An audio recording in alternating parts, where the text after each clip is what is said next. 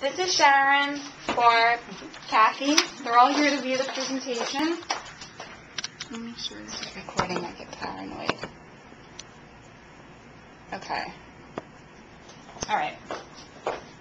So, wouldn't it be nice to start your summer off being more happy, more energetic, and looking better than ever? We all agree. So, did you know that according to the government, 60% of U.S. women are considered overweight? So that's 6 out of 10 women. That's a lot. That's over half the women in this country are considered overweight according to the government. So if your body mass index, that's the BMI, it's abbreviated BMI, if it falls between 25 and 29.9, you're considered overweight. And anything over 29.9 is considered obese. So it's really easy to get close to these levels. And as you see, I gave you these handouts before the presentation. This is courtesy of University of Illinois. This is a worksheet to help you figure out your BMI. So you'll notice that your height, you just match your height up to your weight, and on the end of it, you'll see your BMI and where you stand. So you can check that out later and figure out where you are. So once a woman begins to gain weight, you generally see 2 patterns of weight gain. And these are 2 general patterns. You know, some people can gain weight really high in their upper body, or they tend to have really big legs, but this is the general pattern. This is the average woman. So we have apple-shaped and the pear-shaped.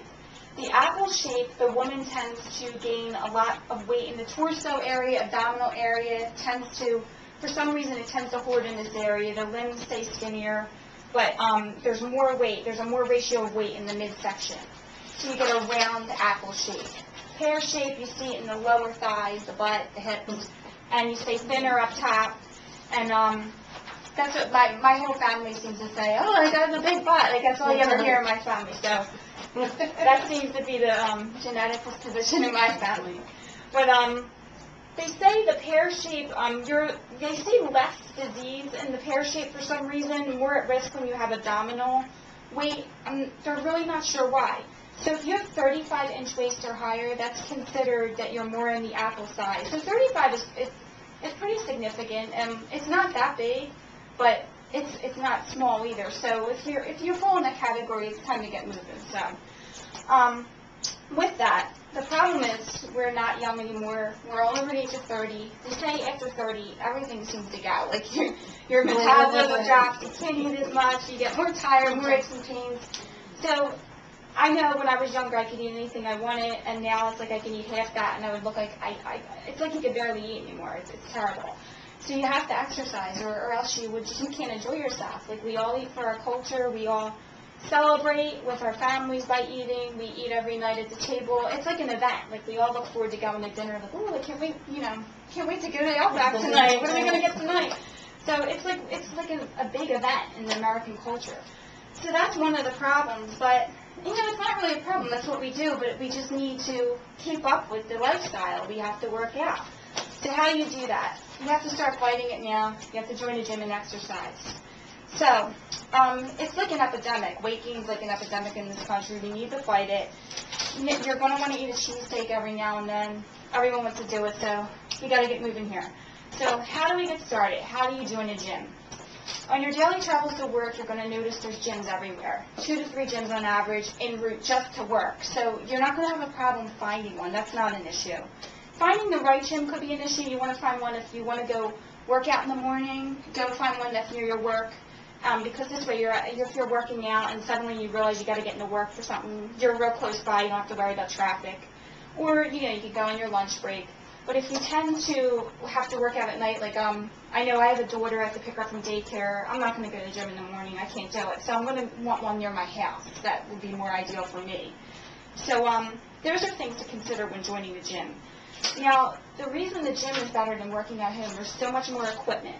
Cardiovascular exercise is what's going to boost your metabolism. You need to boost your heart rate, and it actually stays with you. You work out, and your metabolism increases, and you start to burn fat even in your sleep. Your whole body breakdown starts to work differently when you start working out. It's really amazing what will happen to you. So, we have different types of equipment. You'll notice in gyms they have like concentrated areas, like all bikes, and then there'll be all treadmills. They have elliptical machines, rowing machines. They have the stepper machines. So you'll never get sick of what you're doing. This way you can go to one or the other. You don't want to do the same thing every day anyway. And then you can always go in the pools. They have Olympic-sized pools in most gyms. So if you like swimming, find a gym with a pool. You do laps. It really, really burns calories. It builds muscle, like, incredibly. So some people like to swim, and if you like swimming, it's a great exercise. And you'll even notice some of them have, like, these TVs that they're on the equipment. So if the TVs on the walls aren't playing what you want to watch, you can always just change the channel and watch your own little thing. Or you can use your iPod. Some people like, running to music and like get them pumped up. So that's some of the equipment that you would primarily use because you want to do cardiovascular to boost your metabolism. Weightlifting also helps, but it's something you have to work into. So don't expect to be able to lift 30 pounds over your head. You probably have to start off lower on the 5-pound dumbbells and move yourself up. So cardio, same thing. You can start at 10 minutes, and then eventually you'll be doing 45 before you know it. So you're going to notice some changes as soon as you start going to the gym. You do cardio for 2-3 days a week, 6 weeks, you'll probably notice at least a 5-pound weight loss if you never worked out before, lower cholesterol, lower blood pressure. You're going to notice all this stuff. So that's something you'll notice. You'll notice increased confidence. You'll notice your pants fit better.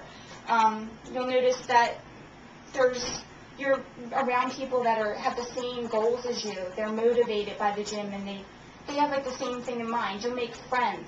So there's lots of things at the gym that can really increase your lifestyle. And they also have the health bars. If you work out, you don't want to do bad. If you're working out at home, you're going to go straight for the chips, where they have these enormous amounts of protein bars and everything you think of to fill your stomach. So for some reason, I know I am after I work out, I'm hungry, and I'll grab the first thing I see sometimes. So this way, if you're at the gym, you don't have all that junk in your face, Insurance reimbursement, if you go 1/3 of the year, which is 2-3 times a week, you will get a $149 check from most insurance carriers. So if you're a Blue Cross member, you get $149 as soon as you hit that goal of 2 to 3 times a week. So if you're someone that goes to the gym 7 days a week, as soon as you hit 121 visits, you get the check in the mail. And all you have to do is dial this number. They have phone set up right at the desk. You punch the number in, punch your PIN, you're done.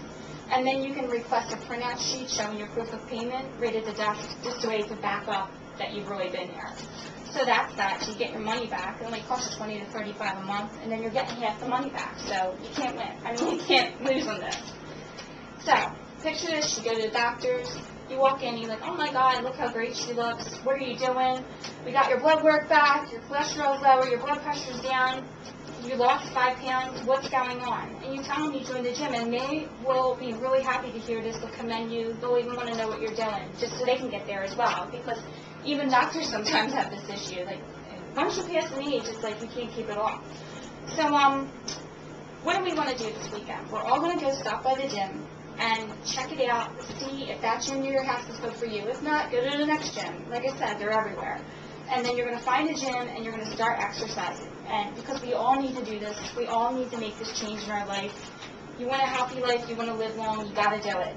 So remember, we don't want to look like this.